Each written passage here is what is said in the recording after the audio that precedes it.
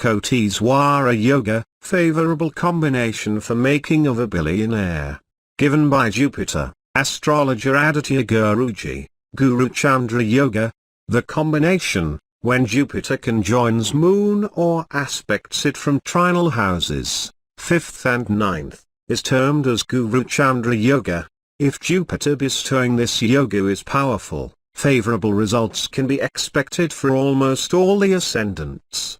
As indicated in the previous chapter that it is blessed to have the aspect of Jupiter either onto the ascendant or to the moon sign. Jupiter's aspect on the moon sign, or in other words the moon, is a favorable disposition. When the ascendant, its lord, are all weakened and Jupiter is aspecting the moon, by being placed in the 5th or 9th to Rasi or the moon sign, bestowing Guru Chandra Yoga, then ascendant becomes almost dead and Rasi or moon sign comes to the fore.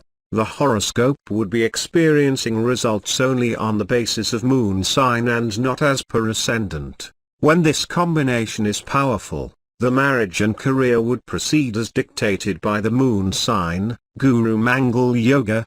This yoga occurs when Mars and Jupiter are conjoined, mutually aspect each other or placed at 4th, 7th or 10th to each other. In this combination, Mars, the natural malefic, loses his maleficence, is sanctified by Jupiter and turns out to be a benefic to bestow good results to the native. A native with this arrangement would shine in the areas of significations of Mars like sports, defense, police department and medicine, or in real estate. He would also gain benefits through aforementioned activities. Two friendly planets, conjoined and powerfully placed in a friendly house that is not inimical or causing debility, gives the first-rate yoga. Additionally, if the planets giving the yoga are friendly to the ascendant lord, then the yoga gives wholesome results.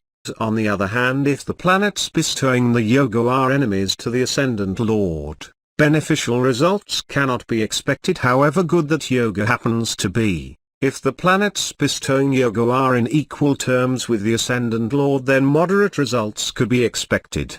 In spite of all these conditions, if an inimical planet has to attribute to beneficial yoga, then such planets should be placed in a friendly disposition in one of the Upakaya houses, that is, 3rd, 6th or 10th or 11th house in the horoscope.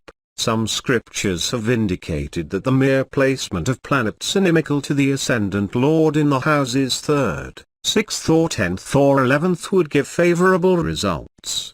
Based on my lengthy years of research, malefics with respect to ascendants, when placed in inimical houses as mentioned above, give good results when in friendly disposition. If they are placed in own or exalted house, then they does more harm than goodness. Hence, the placement of malefics of ascendant in the inimical houses yields good results only when the planets are in friendly disposition. Accordingly, only to the ascendants of Aries, Cancer, Scorpio, Sagittarius and Pisces would the Jupiter-Mars yoga give completely favorable results.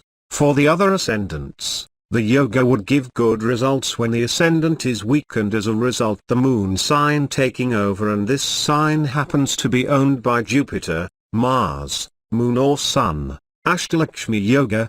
If in a horoscope Jupiter is placed in Kendra or the 1st or 4th or 7th or 10th houses and Rahu is placed in 6th house, some scriptures suggest the presence of this yoga, as the placement of Rahu in the 6th house nullifies the harmful significations of the house like debt, disease and enemy. It is an astrological corollary that the house would give favorable results to the native.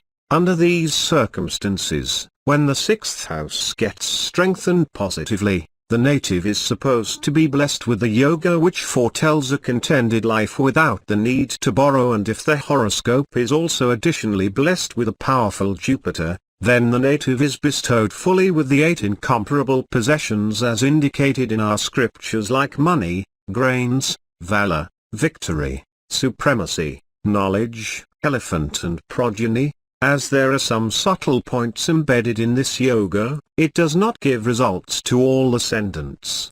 Also, experiences do not indicate this yoga to give accurate results. Kala Yoga or Koteeswara Yoga, favorable combination towards making of a billionaire.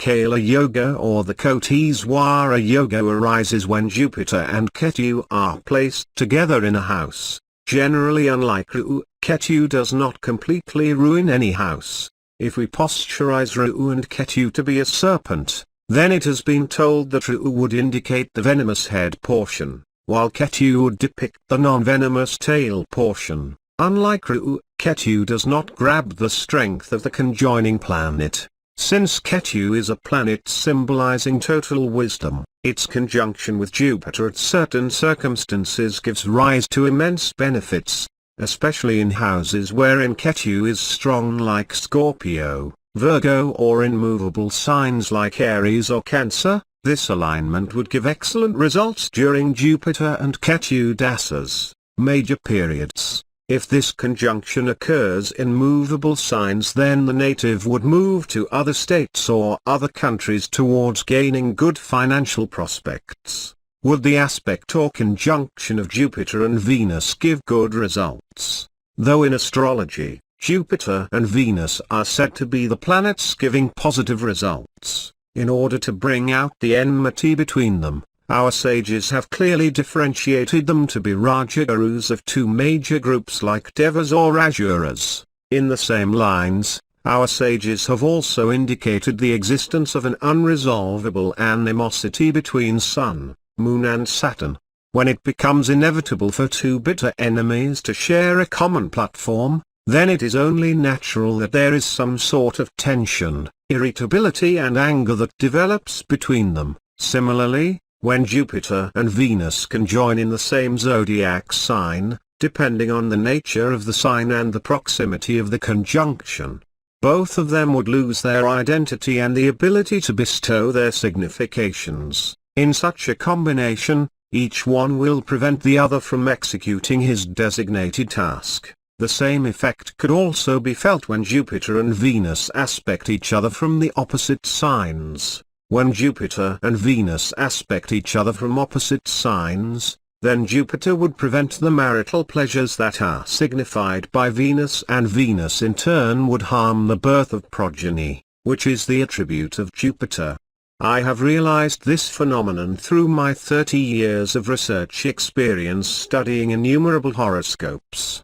I can produce several horoscopes to justify this fact. If Jupiter and Venus are conjoined within 10 degrees, then the native may not get married, or if at all he is married, then there might not be any children. Marital pleasures may be denied, or he could be disinterested. When the conjunction is not so close, then these effects are not foreseen. As another inference, there would be separation between the spouses during Jupiter Dasa Venus Bhakti or Venus Dasa and Jupiter Bhakti. Depending on the benefic or malefic statuses of the two planets, the separation could be due to difference of opinion, husband's career or foreign travel-related issues. Kalidasa, the great personality, has indicated on this topic very precisely in Uttarakalamirtam, that Jupiter Dasa Venus Bhakti or Venus Dasa Jupiter Bhakti does not yield favorable results. Depending on the nature of house where the planets conjunct, that is, own, exaltation or friendly to one amongst the two, the significations of the other planet would be curtailed. The one who is powerful amongst the two would spoil the significations of the other planet. When they are equally powerful, then both of them get weakened and lose the ability in bestowing their significations to the native.